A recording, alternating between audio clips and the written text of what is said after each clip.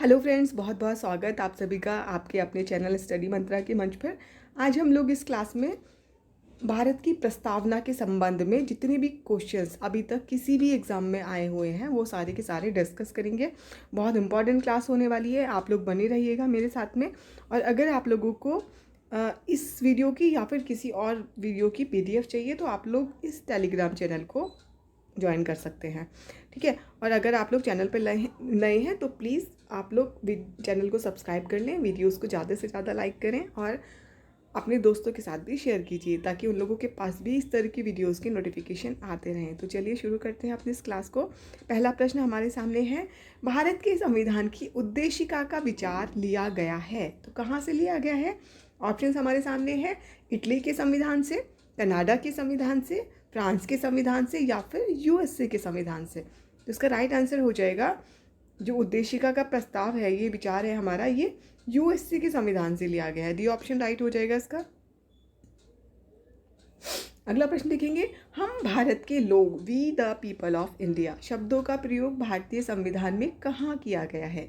तो कहाँ पर किया गया है? ऑप्शन हमारे सामने है, नीति निर्देशक तत्वों में, मौलिक अधिकार, नागरिकता या फिर भारत मतलब संविधान की प्रस्तावना। तो इसका राइट आंसर डी ऑप्शन हो जाएगा। संविधान की प्रस्तावना जो है हम भारत के लोग शब्दों से प्रारंभ होती है ना। अगला प्रश्न हमारा है, निम्नलिखित में से किसने भारतीय संविधान की प्रस्तावना को हमारे संप्रभु प्रजातांत्रिक गणतंत्र की जन्म कुंडली कहा है? ठीक है ना, जन्म कुंडली जो है किसने कहा है?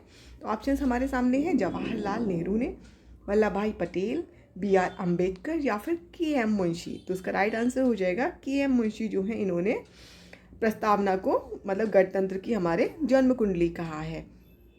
आगे देखेंगे अगला प्रश्न, समाजवादी तथा धर्मनिरपेक्ष शब्द संविधान की प्रस्तावना में सम्मिलित किए गए, कब किए गए? ऑप्शन हमारे सामने है, 41वां संविधान संशोधन, 42वां संविधान संशोधन, 43वां संविधान संशोधन या फिर 44वां संविधान संशोधन।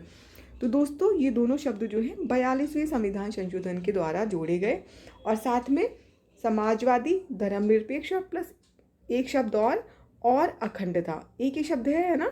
तो इन तीनों शब्दों को और अखंडता ना, तीनों शब्दों को जो है 42वें संविधान संशोधन के द्वारा संविधान में जोड़ा गया। अगला प्रश्न हमारा है, सभी व्यक्ति पूर्णतः और समान रूप से मानव हैं, यह सिद्धांत माना जाता है। क्या माना जाता है? ऑप्शन हमारे सामने है, सार्वभौमिकता, समष्टिवाद, समाजवाद या फिर अंतःक्रियावाद। तो उसका राइट आंसर हो जाएगा सार्वभौमिकता जो है इसको माना जाता है, मतलब सभी व्यक्ति जो है पूरी तरह से समान है और मतलब पूर्ण रूप से मानव है।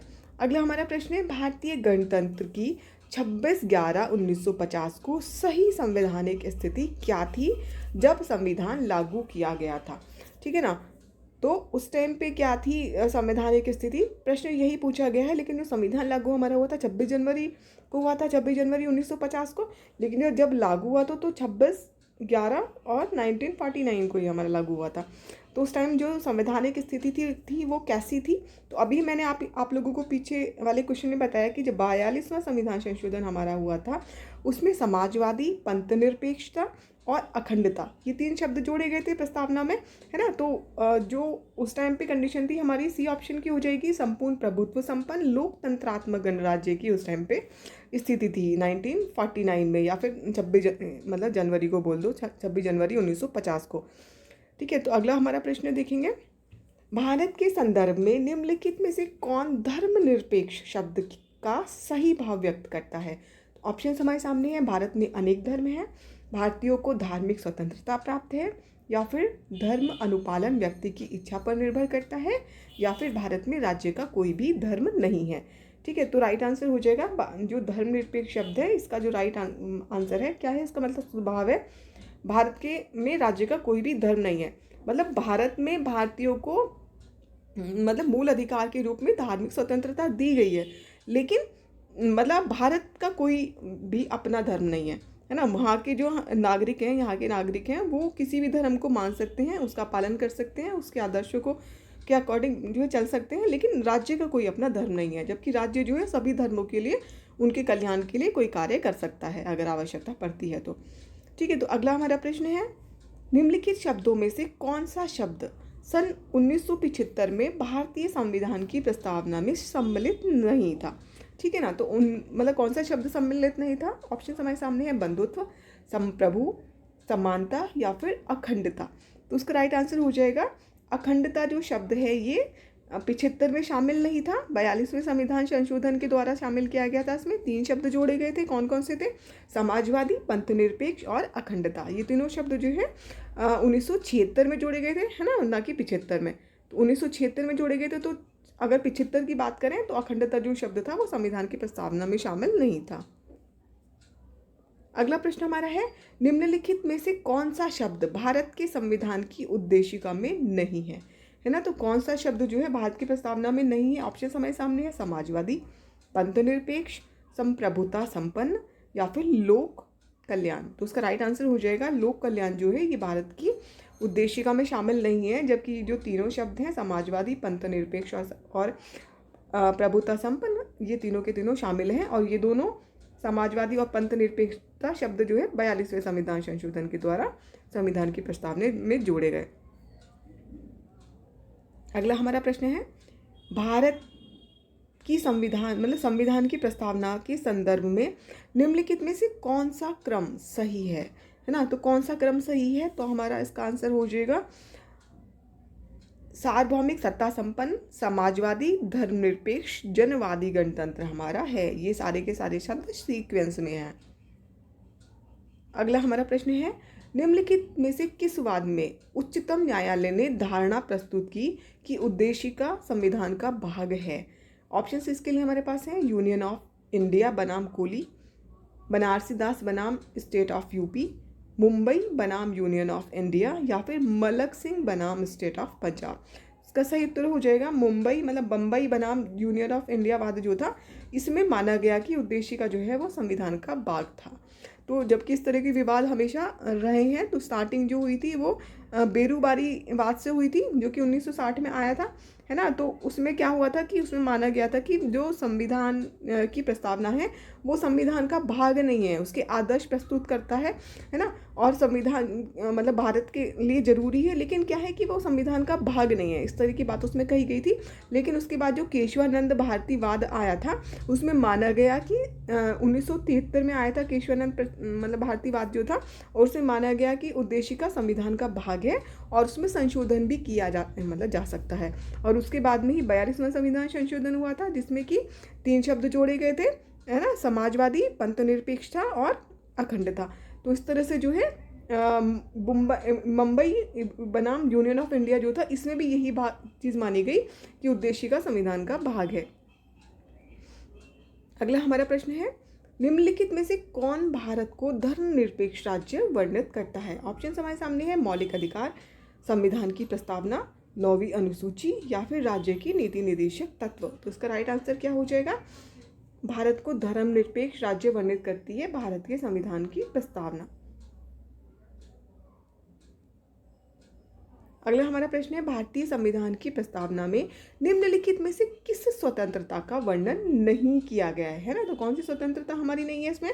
विचार की स्वतंत्रता है, विचार प्रकट करने की स्वतंत्रता है, विश्वास की स्वतंत्रता है, जबकि हमारे जो संविधान की संविधान में आर्थिक स्वतंत्रता का कोई भी वर्णन नहीं है। ठीक है ना। तो इसमें क्या है कि 5 तरह की स्वतंत्रता है। कौन कौन सी स्वतंत्रता है देख लेते हैं हम लोग।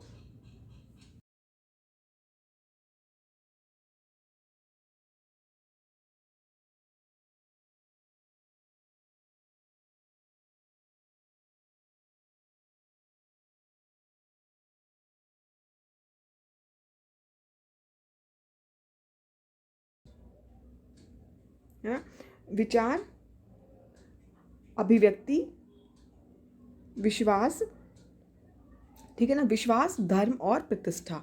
तो विचार, अभिव्यक्ति, विश्वास, धर्म और उपासना, जो स्वतंत्रता है विचार, अभिव्यक्ति, विश्वास, धर्म और उपासना की स्वतंत्रता संविधान में दी गई है।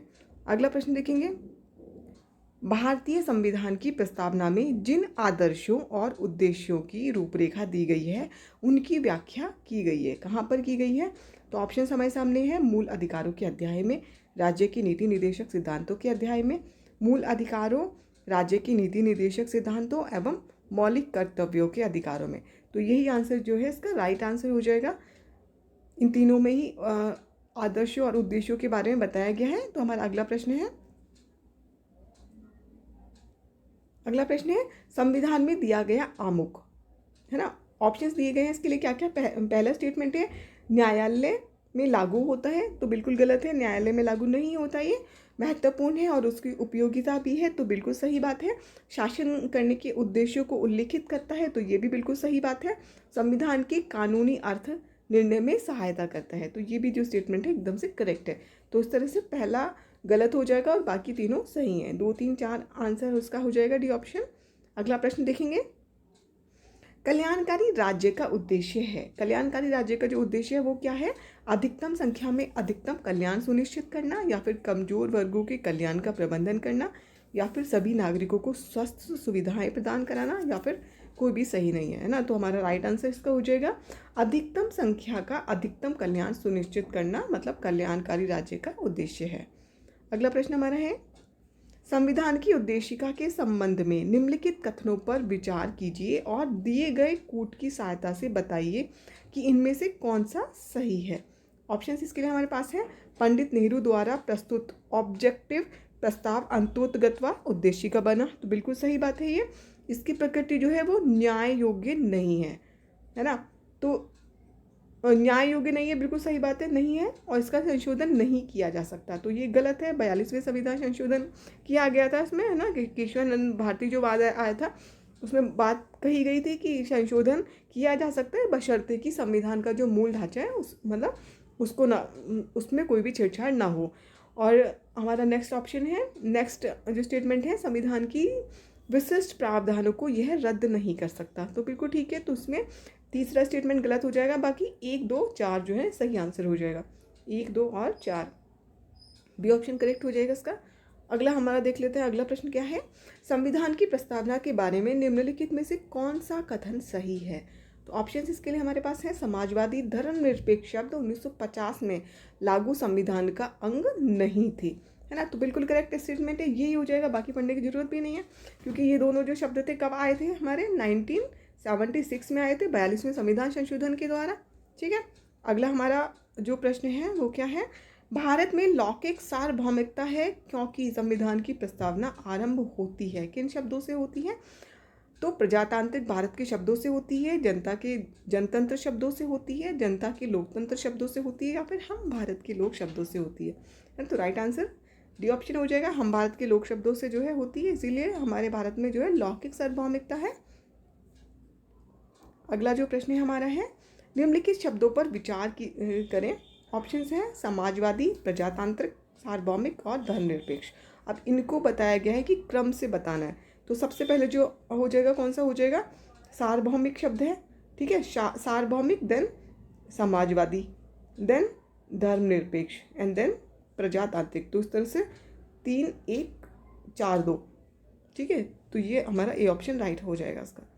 अगला प्रश्न है, संविधान की निम्नलिखित में से किस प्रावधान के अंतर्गत भारतीय संसद को नया राज्य बनाने का अधिकार है।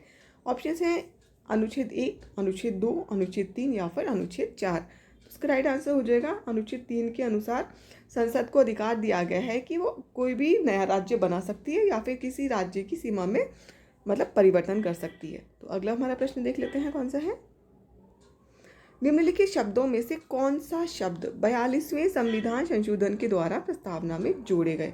तो ऑप्शंस इसके लिए हमारे पास हैं, स्टेटमेंट है पहले, समाजवाद, ग्राम स्वराज, पंथ निरपेक्षता या फिर संपूर्ण प्रभुत्व संपन्न। ठीक है, तो हम बहुत सारे क्वेश्चन में ये चीज़ देख चुके हैं, 3 शब्द जोड़े गए, तो उसमें से कौन सा हो जाएगा, पहला ऑप्शन हो जाएगा और तीसरा ऑप्शन हो जाएगा।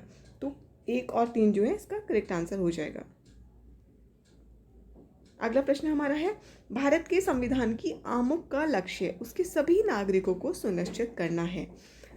स्टेटमेंट है, सामाजिक तथा आर्थिक न्याय, विचार तथा अभिव्यक्ति की स्वतंत्रता, अवसर की समानता और व्यक्ति की प्रतिष्ठा। तो उस तरह से जो है ये सभी ऑप्शन सही एकदम करेक्ट हो जाएंगे। सारी चीज़ें ही सुनिश्चित करना है, मतलब संविधान का लक्ष्य, प्रस्तावना का लक्ष्य। अगला प्रश्न हमारा देख लेते हैं, भारत के संविधान की उद्देशिका में कितने प्रकार की न्याय की व्यवस्था की गई है ना। तो संविधान में जो है 3 प्रकार की न्याय की व्यवस्था की गई है। कौन कौन से हैं 3 न्याय हमारे? सामाजिक है ना, सामाजिक है, आर्थिक है दूसरा, और तीसरा क्या है? राजनैतिक है। 3 न्याय जो है उद्देशिका में बताए गए हैं। अगला प्रश्न हमारा है, भारत के संविधान के निर्माताओं का मत निम्नलिखित में से किस में प्रतिबिंबित होता है ना। तो कहाँ पर होता है? उद्देशिका में, मूल अधिकार में, राज्य के नीति निर्देशक तत्वों में, या फिर मूल कर्तव्य में। तो उसका राइट आंसर हो जाएगा उद्देशिका में होते हैं प्रतिबिंबित। अगला प्रश्न है अब हमारा, भारतीय संविधान की प्रस्तावना में कितने प्रकार की न्याय, स्वतंत्रता, समानता, भ्रातृत्व का उसी क्रम में उल्लेख किया गया है? ठीक है, तो अभी हम लोगों ने बात की 3 प्रकार के न्याय हैं। कौन कौन से न्याय हैं 3 प्रकार के? सामाजिक, ठीक है ना, तो सामाजिक, आर्थिक और राजनीतिक 3 प्रकार के न्याय हैं, और 5 प्रकार की जो है ये हमारी स्वतंत्रता है। 5 प्रकार की स्वतंत्रता है। कौन कौन सी है? विचार, अभिव्यक्ति, विश्वास, धर्म और उपासना की जो है स्वतंत्रता है। ठीक है, तो और समानता जो है हमारे पास कितने प्रकार की है? तो 2 प्रकार की है। कौन कौन सी है? प्रतिष्ठा और अवसर की। ठीक है ना, तो प्रतिष्ठा और अवसर की जो है हमारे पास समानता है। और भ्रातृत्व 1 प्रकार का हो जाएगा, तो देख लेंगे हमारा कितना हो जाएगा? 3 5 2 1। तो 3 5 2 1 ये ऑप्शन के अंदर है, ये राइट आंसर हो जाएगा हमारा। अब देख लेते हैं अगला प्रश्न क्या है, भारत की संविधान की प्रस्तावना का विधिक रूप क्या है? तो क्या है? ऑप्शन हमारे सामने है, यह लागू किया जा सकता है, यह लागू नहीं किया जा सकता है, विशेष परिस्थितियों में लागू किया जा सकता है, या फिर उपरोक्त में से कोई भी सही नहीं है। तो उसका राइट आंसर क्या हो जाएगा? यह लागू नहीं किया जा सकता, ये राइट आंसर हो जाएगा। तो हमारी जो क्विज थी वो समाप्त हुई। Thank you so much. और अगर आप लोगों को क्वेश्चंस अच्छे लगते हैं, मेरा प्रयास अच्छा लगता है, तो आप लोग चैनल को ज़्यादा से ज़्यादा लाइक कीजिए, वीडियोस को लाइक कीजिए, चैनल सब्सक्राइब कीजिए और अपने दोस्तों तक भी वीडियोस को पहुंचाइए। Thank you.